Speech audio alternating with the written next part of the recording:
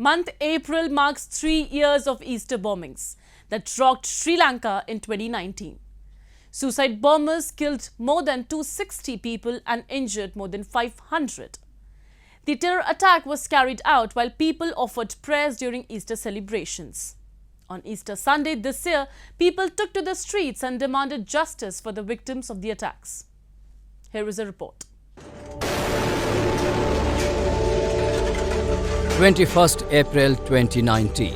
6 near-simultaneous bombings rocked hotels and churches during Easter celebrations in Sri Lanka.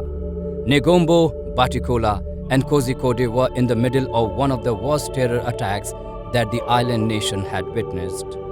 The Shangri-La, Cinnamon Grand and Kingsbury hotels in Colombo were also targeted. More than 260 people were killed and several injured. Foreign tourists from 14 countries including India, UK, Denmark, Portugal, Japan, Spain and the US were among the victims. Hundreds of families went into mourning.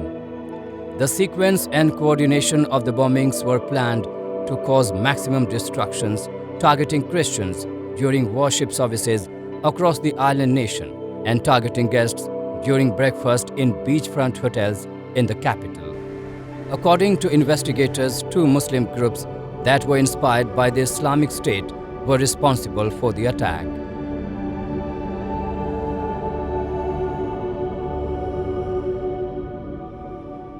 So, Islamic radicalism has always been present in Sri Lanka. I think the issue was that because of the Tamil Sinhala civil war, people forgot that it even existed as a force. It hadn't reared its head because there was already enough strife.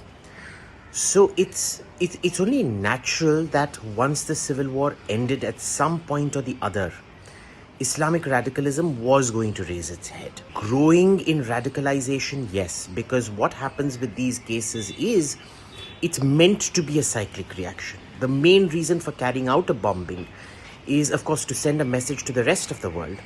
But equally, it is to, ensure that there are severe actions on the ground against Muslims, reprisals or legislative reprisals, which then lead to a radicalization cycle.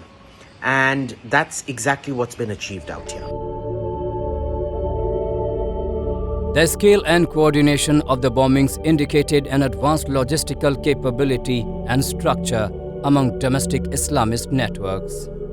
A special probe panel appointed in 2019 by former President Maithripala Sirisena had recommended the banning of Muslim extremist organizations who advocate radicalism in the Buddhist majority country. However, the panel was then rejected by all political parties. But then Sri Lanka banned 11 hardline Islamist organizations in the country.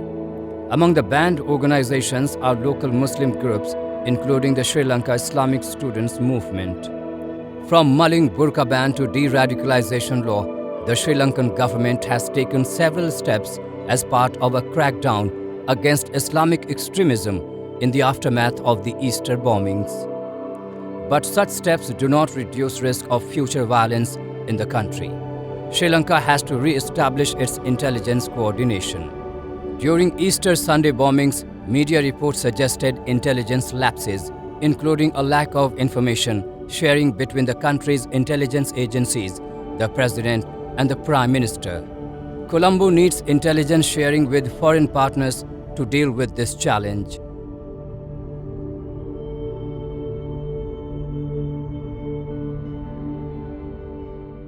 The Sri Lankan government was given advance warning that something was going to happen. And of course, they ignored all the warnings, including the specific warnings. I think what happens in a situation like that, especially at the end of a civil war, of a very long, brutal civil war, is that you tend to become lax. This happens with every single country, and you don't perceive or see new enemies. Because remember, it's been quite a while since there was Muslim communal violence in Sri Lanka. So I'm not surprised that they didn't take those warnings seriously. This happens with every country. Remember, there were enough warnings about 9/11 as well. And they were ignored because they never thought it was going to be possible.